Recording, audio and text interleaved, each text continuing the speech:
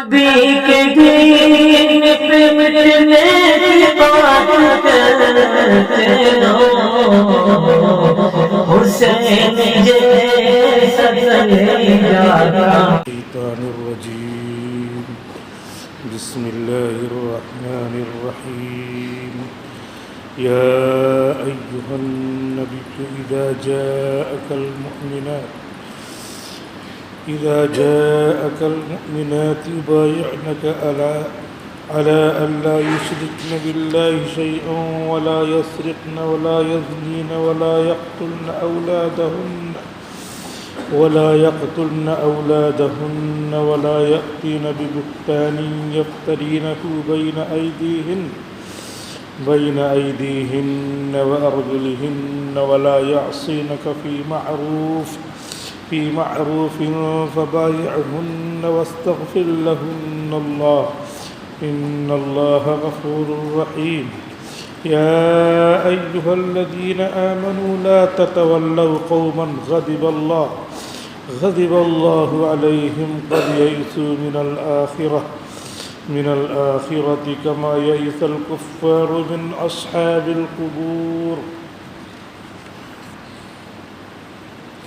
يا أيها النبي إذا جاءك المؤمنات اے نبی کریم صلی اللہ علیہ وسلم، جب آپ کے پاس مومن خواتین آئیں، یبایعنک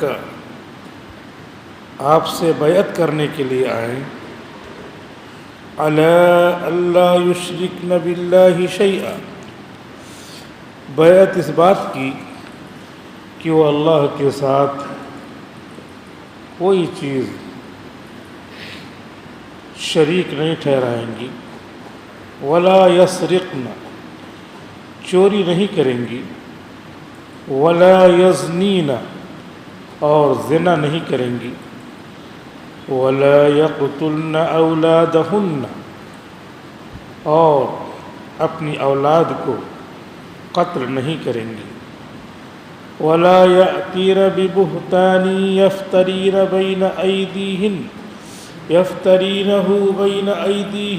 وارجلہن اور بہتان نہیں لائیں گی جسے وہ تراشیں گی اپنے ہاتھوں اور پیروں کے درمیان، ولا یعصینک فی معروف اور کسی بھی نیک کام میں دستور کے مطابق آپ کی نافرمانی نہیں کریں گی، فبایعہن واستغفر لہن اللہ تو آپ ان سے بیعت کر لیں اور اللہ سے ان کے لیے استغفار کر دیں، مغفرت طلب کر دیں۔ ان اللہ غفور الرحیم، بے شک اللہ تعالیٰ بخشنے والے رحم فرمانے والے۔ یا ایہا الذین آمنوا لا تتولوا قوما غضب اللہ علیہم، اے ایمان والو ان لوگوں سے دوستی نہ کرو جن پر اللہ کا غیظ و غضب نازل ہو چکا ہے، قد یئسوا من الآخرۃ یہ لوگ آخرت میں کامیابی کے سلسلے میں مایوس ہو چکے ہیں، کما یئس الکفار من اصحاب القبور جیسا کہ کافر لوگ مایوس ہو چکے ہیں اصحاب القبور قبروں والوں میں سے۔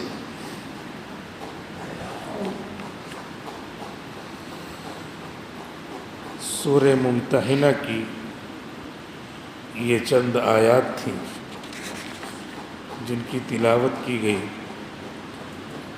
اور ترجمہ پیش کیا گیا۔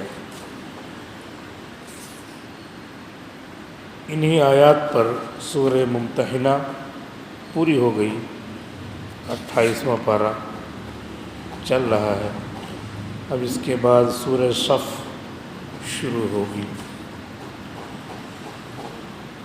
سورہ ممتحنہ میں اللہ تعالیٰ اس آیت میں بیان فرماتے ہیں کہ مومن عورتیں مکہ چھوڑ کر مدینے اگر آ جائیں ہجرت کرنے اور وہ آپ سے عہد و معاہدہ کریں کہ ہم ایمان اور اسلام پر جمے رہیں گے. ایمان اور اسلام کا سب سے پہلا تقاضا یہ ہے کہ اللہ کو ایک مانیں اور اللہ کے ساتھ کسی کو شریک نہ ٹھہرائیں. جب ایک مانیں گے تو اللہ کو 2 ماننا 3 ماننا یہی شرک ہے، اسی کو شرک کہتے ہیں. تو جب وہ آئیں اور یہ طے کر کے بتائیں کہ ہم ایک اللہ کو مانیں گے، اور چوری کرنا جو بہت بڑا گناہ ہے شریعت میں اس کی سزا ہے ہاتھ کاٹنا. کہ اگر کوئی 10 درہم کے بقدر یا اس سے زیادہ کی چوری کرے تو اس کا ہاتھ کاٹ لیا جائے گا. اسلامی حکومت کاٹے گی، ہم اور تم نہیں کاٹیں گے. 10 درہم میں 31.25 گرام چاندی ہوتی ہے. تو آج کل چاندی جو ہے 1 لاکھ روپے کلو ہے. تو 1 لاکھ روپے کلو کے اعتبار سے 1 گرام کی قیمت جوڑ کر کے 31 گرام کی قیمت اگر نکالیں گے تو 3,500-4 ہزار روپے بنے گی. قریب 3,500 روپے اگر کوئی چرا لیتا ہے تو اس کا ہاتھ کاٹا جائے گا. اور 10 درہم سے کم مہر بھی نہیں مقرر کیا جا سکتا. یعنی 3,500 روپے سے کم کوئی مہر مقرر کرتا ہے تو وہ مانا ہی نہیں جائے گا. اس سے زیادہ اتنا یا اس سے زیادہ ہونا چاہیے. 10,000 15,000 20,000 25,000 3,500 یعنی 10 درہم وہ 31.25 گرام کے قریب ہوتا ہے. یہ کم سے کم حد ہے. اس سے کم مہر مقرر کریں گے تو مہر مانا ہی نہیں جائے گا. اور زیادہ چاہے جتنا مقرر کریں کوئی حد نہیں ہے. 2 لاکھ 10 لاکھ 50 لاکھ. لیکن زیادہ مقرر کریں گے اور اس میں دکھاوے کا ارادہ ہے تو وہ گناہ کبیرہ ہے. ریاکاری دکھاوا یہ نیت ہے تو وہ بھی گناہ ہو جائے گا. کم کی حد مقرر ہے، زیادہ کی نہیں. ایسے ہی چوری 3,500 روپے کی چوری کیا، اس کے بقدر کوئی سامان ہے وہ چرا لیا اور ثابت ہو گیا اس کا ہاتھ کاٹ دیا جائے گا. داہنا ہاتھ کاٹا جائے گا، یہاں سے کاٹا جائے گا، یہاں سے نہیں کاٹا جائے گا، یہاں سے کاٹا جائے گا. اور اچھے سے انتظام کیا جائے گا، باندھ لیا جائے گا، پھر یہاں سے کاٹ کر کے فوراً اس کا علاج کیا جائے گا. ڈاکٹر وہاں موجود رہیں گے، کیونکہ مقصد موت دینا نہیں ہے. مقصد اللہ کی طرف سے مقرر سزا ہے، اس سزا کو ایگزیکیوٹ کرنا ہے، نافذ کرنا، تاکہ یہ جہاں جائے دیکھیں لوگ، عبرت ہو کہ کسی کا مال چرانا نہیں چاہیے. مال بہت محنت سے کمایا جاتا ہے. شریعت میں مال کو بہت اچھا سمجھا گیا ہے. مال بری چیز نہیں ہے. مال میں 3 پوائنٹ ہیں. ایک یہ ہے کہ مال اچھی چیز ہے، ایک پوائنٹ یہ ہے. دوسری یہ ہے کہ مال کا کمانا بھی اچھا ہے. اور تیسرے مال سے محبت کرنا بھی اچھا ہے. یہ تینوں چیزیں اچھی ہیں. خراب کیا ہے؟ خراب یہ ہے کہ جہاں اللہ کا حکم ہو جائے اس کے مقابل میں مال سے محبت کرنا یہ برا ہے. مثال کے طور پہ زکوٰۃ کا حکم آ گیا. اب 1 لاکھ میں 2,500 روپے زکوٰۃ دینا ہے. اب مال سے محبت ہے، دے نہیں رہے ہیں، یہ 2,500 ہم نہیں دیں گے. تو یہ ہے قرآن میں منع ہے احب الیکم من اللہ و رسولہ. اے ایمان والو، اگر تمہارے مال تمہاری اولاد اللہ اس کے رسول کے حکم سے زیادہ محبوب ہو جائے تب یہ منع ہے. فی نفسی مال کمائی، حلال کمائی. تو یہ 3 پوائنٹ ہیں مال کے. ایک تو یہ ہے کہ مال اچھی چیز ہے، شریعت میں مال بری چیز نہیں ہے.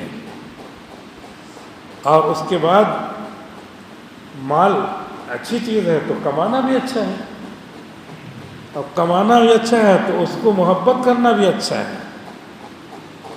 لیکن اللہ کے حکم کے مقابل میں محبت کرنا یہ اچھا نہیں ہے. اللہ کا حکم آ گیا کہ آپ کو 40,000 روپے میں 1,000 روپیہ زکوٰۃ دینا ہے، نہیں دے رہے، اس سے میں محبت ہے، اس کو نہیں نکال رہے. اب یہ منع ہے.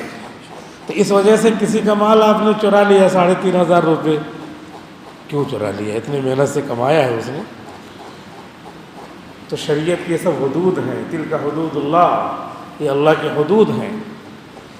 ومن یتعد حدود اللہ فقد ظلم نفسہ، جو اللہ کی مقرر کردہ حدود سے آگے بڑھتا ہے تو اس نے اپنے اوپر ظلم کیا. اللہ کی حدود ہے، اپنا مال ہے، کماؤ نا.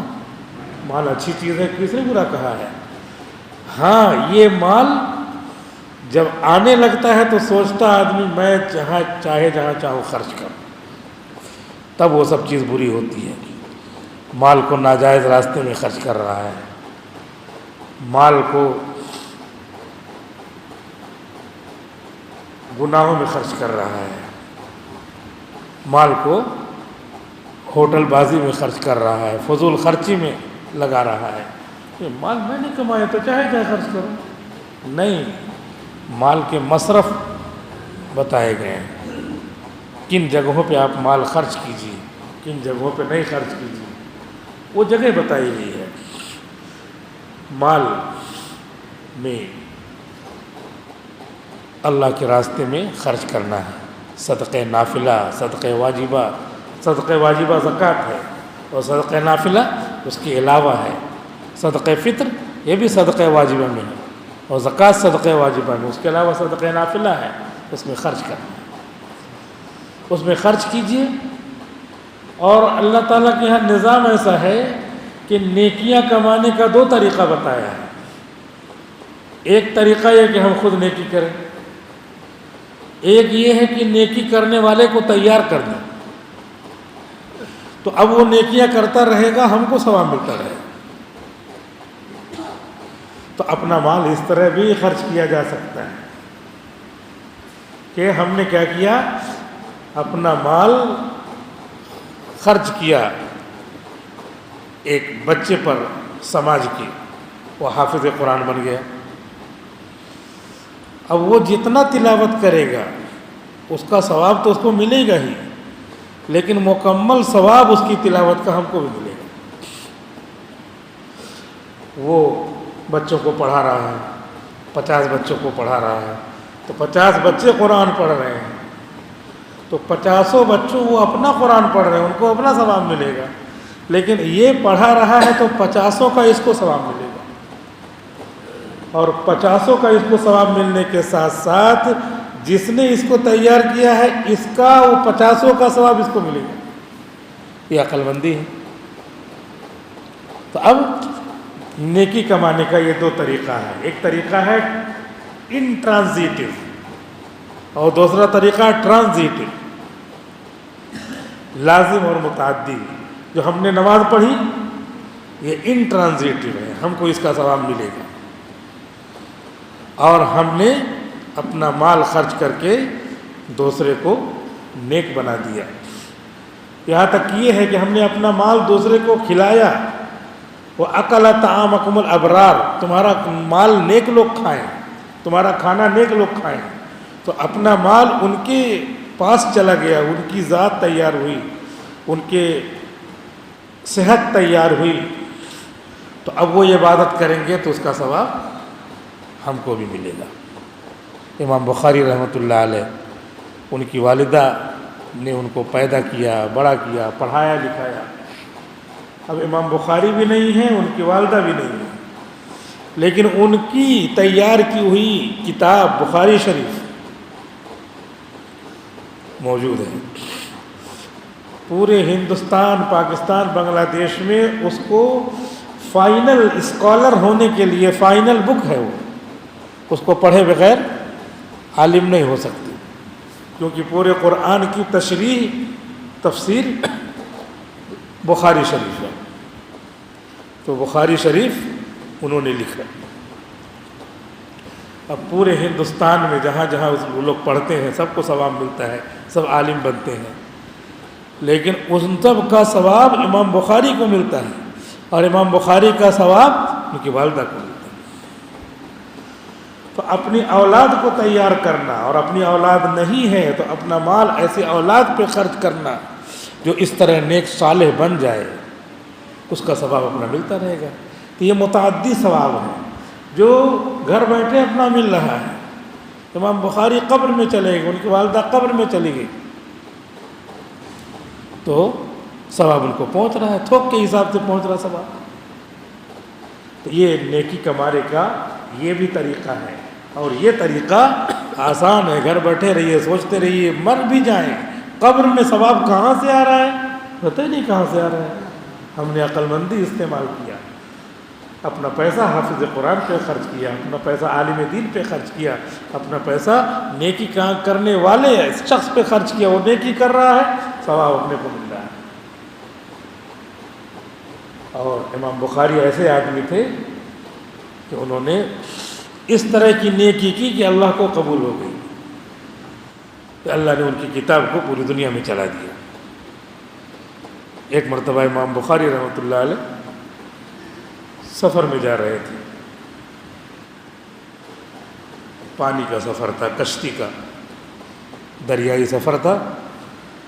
کشتی میں بیٹھے، اور بھی سب لوگ بیٹھے کشتی میں، 20 25 30 لوگ، 60 لوگ۔ آج کل بڑے بڑے جہاز ہوتے ہیں، پورا پورا شہر آباد رہتا ہے اس میں، کئی کئی منزلہ جہاز ہوتا ہے، اور 4-6 مہینہ چلتا رہتا ہے، اسی میں سب کالج والی سب ہوتا ہے، مارکیٹ ہوتی ہے، سب ہوتی ہے، اس میں بچے پڑھتے اڑتے ہیں، پورا اس میں رہے تو ایسا لگتا ہی نہیں کہ یہ کوئی سفر ہے، بلکہ پورا گاؤں آباد رہتا ہے، پوری سٹی رہتی ہے۔ خیر کشتی میں سوار ہوئے، 20-25 لوگ اور تھے، بیٹھے اپنا جا رہے ہیں۔ امام بخاری کے جیب میں 100 دینار تھا۔ دینار کس کو کہتے ہیں؟ سونے کے سکے کو کہتے ہیں۔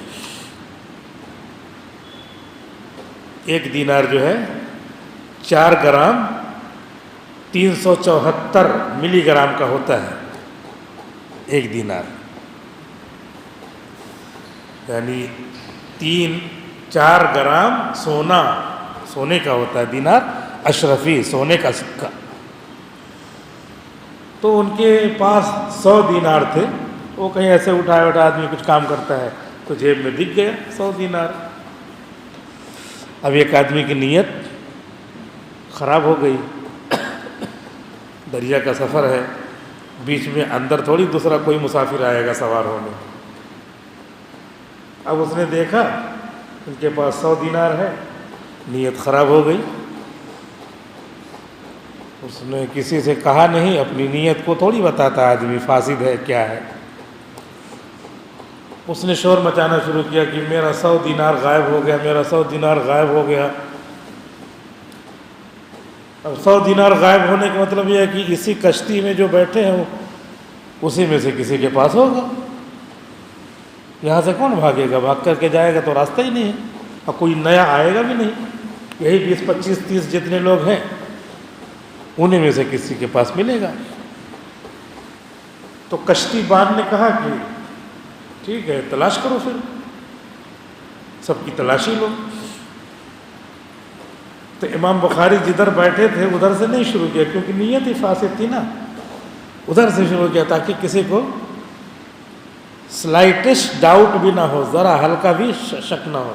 ادھر سے شروع کیا، ادھر سے کھڑا کیا، اس کو پورا چیک کیا آدمی کو، کچھ نہیں اس کے پاس گیا، ہوگا 2-4، 100 شرفی کہا ہے، تو اس کے پاس اپنا جو بھی تھا سب چیک کیا، اس کے بعد دوسروں کو چیک کیا، تیسرے کو چیک کیا، چوتھے کو، پانچویں کو، اس طرح چیک کرتے کرتے تلاشی لیتے لیتے لیتے امام بخاری کے پاس آ گیا۔ آخری آدمی، آخری نمبر ان کا تھا،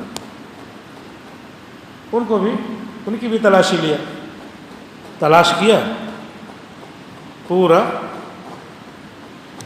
سب تلاش کر لیا، کچھ نہیں ملا۔ اب سب لوگوں کو تو نہیں معلوم، اس نے تو دیکھ رکھا تھا، تو یہ بھو چکر رہ گیا، کیا بات ہے یار، میرا داؤ چلا نہیں، فیل ہو گیا۔ اب الٹا سب ہی اس کو ڈانٹنے لگے، نالائق کہیں کہ جھوٹ بولتا ہے، جھوٹا شور کیا، ایسا کیا ویسا کیا، سب کو پریشان کیا۔ اب اس کی نیت تو فاسد تھی، اور اس کے حساب سے اس نے اس طرح کا سارا ہنگامہ مچایا تھا، کچھ ہوا نہیں، اسی کو ڈانٹ پڑی، اسی کو شرمندہ ہونا پڑا، اور اپنا سفر طے ہو گیا۔ سب لوگ بول کر کے چپ ہو گئے، پھر کشتی رکی، سب اتر کے جانے لگے اپنی اپنی منزل پر۔ تو وہ آدمی جس نے شور مچایا تھا، وہ چپکے کنارے آ کر کے امام بخاری سے ملا۔ امام بخاری سے کہہ رہا ہے کہ آپ کے پاس تو 100 اشرفی تھی، دینار تھا، آپ کا تھا نا، وہ کیا کیا آپ؟ امام بخاری رحمۃ اللہ علیہ نے کہا ہاں وہ میرا تو تھا، لیکن وہ میں نے دریا میں ڈال دیا تھا۔ کہا کیوں ڈال دیا تھا آپ نے؟ تو آپ کا تھا۔ تو امام بخاری نے کہا کہ میرے پاس رہتا تو میں کیسے ثابت کرتا کہ یہ میرا ہے؟ تو سب لوگ مجھے کو چور سمجھتے، چاہے جتنا وہ چلاتا، حالانکہ میرا تھا، اور تم خود ہی کہہ رہے ہو کہ میں نے دیکھا تھا آپ کے پاس تھا وہ۔ میں نے اپنا پیسہ پھینک دیا، گرا دیا، اپنی عزت بچانے کے لیے۔ اپنی عزت بچانے کے لیے اپنا بھی نقصان کرنا پڑتا ہے، کیونکہ عزت ایک مرتبہ چلی جاتی ہے تو پھر واپس نہیں آتی۔ عزت بہت قیمتی شے ہے، معمولی نہیں ہے، اس لیے آدمی کو اپنی عزت اپنے ہاتھ میں رکھنا چاہیے۔ امام بخاری کی یہ ادا اللہ کو بہت پسند آئی، تو اللہ نے پوری دنیا میں ان کو باعزت بنایا۔ حدیث کی کتابیں اور بھی ہیں، اللہ کے بندے اور بھی پیدا ہوئے ہیں، اور حدیثیں 5 لاکھ حدیثیں تھیں امام بخاری کو یاد ہے، اس میں سے 4000 حدیث صرف بخاری شریف میں ہے۔ تو 5 لاکھ حدیثیں اور بھی کتابوں میں تو ہے نا، اور لوگ بھی لکھنے والے ہیں، جمع کرنے والے ہیں، لیکن اللہ کو کوئی ادا اس طرح پسند آ جائے تو اللہ نے ان کو اور باعزت بنا دیا۔ اپنی عزت کی انہوں نے حفاظت کی تو اللہ نے باعزت بنا دیا۔ تو ہم کو اس طرح چاہیے کہ ہم اپنی عزت کو محفوظ رکھیں، اپنے بچوں کی عزت کو محفوظ رکھیں، اور وَلِلَّهِ الْعِزَّةُ وَلِرَسُولِهِ وَلِلْمُؤْمِنِينَ، عزت اللہ کے لیے ہے، اصل عزت اللہ کے پاس ہے، وَلِرَسُولِهِ اور رسول کے پاس ہے، وَلِلْمُؤْمِنِينَ اور مومنین کے پاس ہے۔ رسول کے پاس کہاں سے عزت آئی؟ اللہ نے دیا۔ اور مومنوں کے پاس عزت کہاں سے آئی؟ اللہ اس کے رسول نے دیا۔ اللہ نے دیا رسول کو، رسول نے مسلمانوں کو دیا۔ تو دین کا جتنا کام ہے اس میں عزت ہے، تو اس میں سے ایک ایک کام کرتے رہیں گے، عزت بڑھتی رہے گی۔ نماز پڑھنا، امت میں 100% نماز آنی چاہیے، جماعت میں سکھایا جاتا ہے، یہی جماعت میں گئے نماز کا پابند ہونا، پھر جماعت سے آئے چھوڑ دیا، تو عزت کیسے آئے گی؟ کہیں بھی گھوم رہے ہیں، کچھ بھی کر رہے ہیں، ابھی تو ایک عمل ہے نماز کا، اس سے عزت آئے گی، روزہ رکھیں گے اس سے عزت آئے گی، ماں باپ کی خدمت کریں گے اس سے عزت آئے گی، بڑے کو بڑا سمجھیں گے، چھوٹے کو چھوٹا سمجھیں گے، چھوٹے پر شفقت کریں گے، بڑے کی عزت کریں گے، اس سے ہم کو عزت ملے گی۔ عزت کے معنی آتے ہیں غلبہ، کہ اللہ ہم کو غالب رکھیں گے، لوگ مرعوب ہوں گے ہم سے۔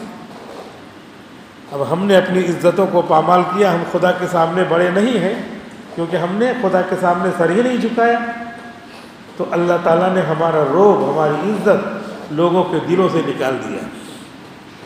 پہلے لوگ مسجدوں میں سرکاری لوگ آنے سے ڈرتے تھے،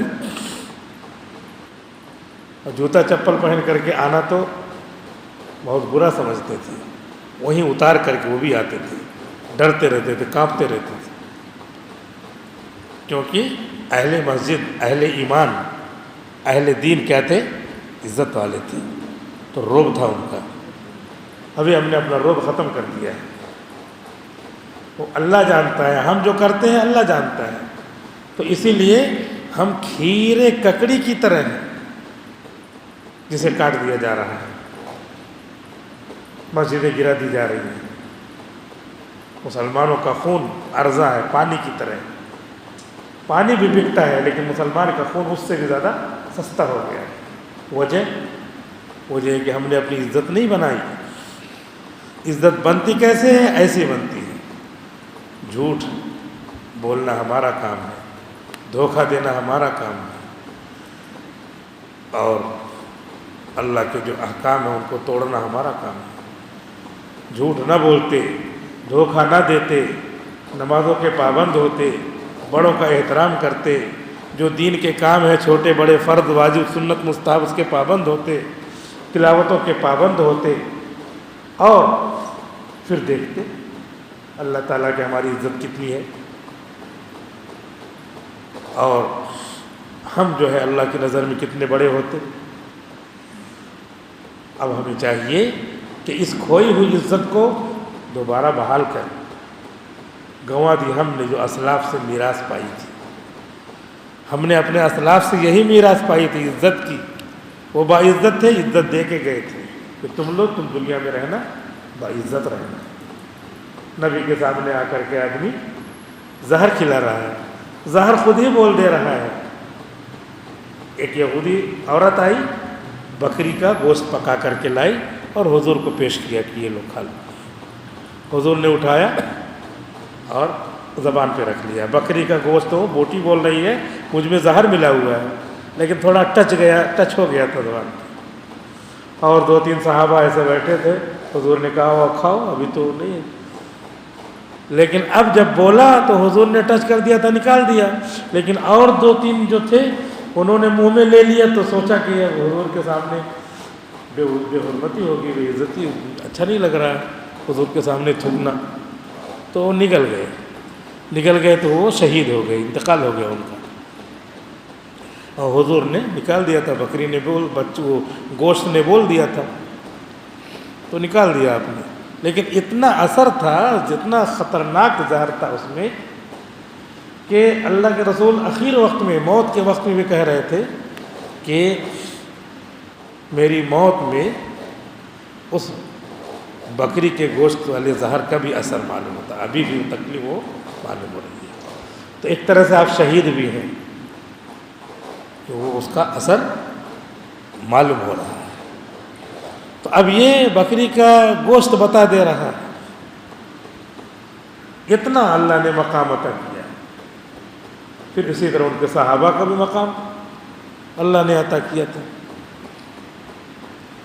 کہ ایک بادشاہ نے آگ جلائی اور ایک مسلمان کو کہا اس میں ڈال دوں گا، تو ڈال دو، کہا کہ نہیں تو ایمان چھوڑو، کافر ہو جاؤ۔ ڈال دیا اس نے، ایمان نہیں چھوڑے، ڈال دیا، تو وہ آرام سے اس میں کھڑے ہیں، مسکرا رہے ہیں ایمان والے۔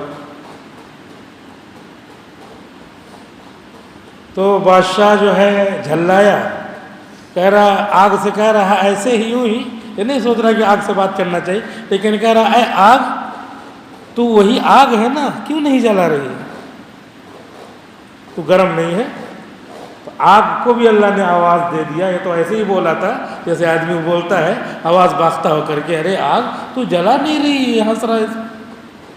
تو آگ کو تو اللہ نے آواز دے دیا. آواز کہہ رہی ہے کہ ہاں تو آ جا, تو پتہ چلے گا میں گرم ہوں کہ ٹھنڈی ہوں, تو ہی آ جاتا. تو اتنی زیادہ اللہ نے عزت اور غلبہ دیا تھا کہ ہم آگ میں بھی جا رہے ہیں. ایمان والا ابراہیم علیہ السلام کا تو ایمان وہ تو پیغمبر ہے, ان کے بارے میں تو سبھی جانتے ہیں. پیغمبر کو اللہ نے بچایا, لیکن حضور جن کے ہم امتی ہیں صلی اللہ علیہ وسلم, ان کے امتیوں کو بھی اللہ نے یہ غلبہ اور عزت دیا کہ کود گئے. اور اس کے بعد جو ہے بادشاہ سے آگ مخاطب ہو کے کہہ رہی ہے کہ تو آ جا اندر, تو ہی آ جا, تو ابھی دیکھے گا میں گرم ہوں کہ ٹھنڈی ہوں, تو ہنسے گا یا روئے گا پتہ چلے گا ابھی. تو وہ آگ ایک آدمی کے لیے پھلواری بن گئی, گلستان, اور دوسرے کے لیے آگ وہی آگ ہے. تو زمانہ بڑے غور سے سن رہا تھا. ہم ہی سو گئے داستاں کہتے کہتے.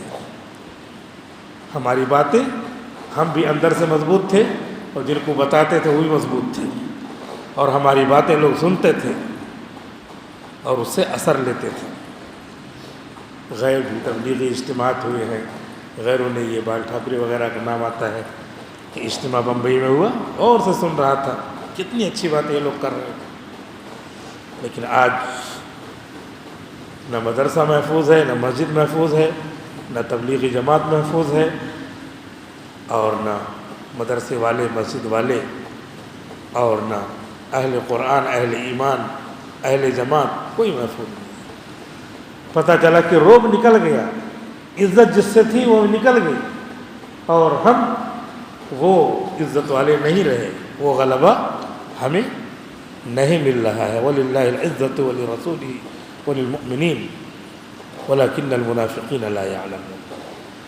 اس لیے ضرورت اس بات کی ہے کہ ہم اس طرح کی نیکیاں کریں جو ہم ثواب پائیں اور دوسرے کا ثواب بھی ہم کو ملے, دوسرے کا ثواب ملتا رہے. اس طرح کی نیکیاں کریں اور اس طرح کی نیکیاں کر کے یہاں سے چلے جائیں. ہر آدمی کو جانا ہے, روزانہ میت ہوتی ہے.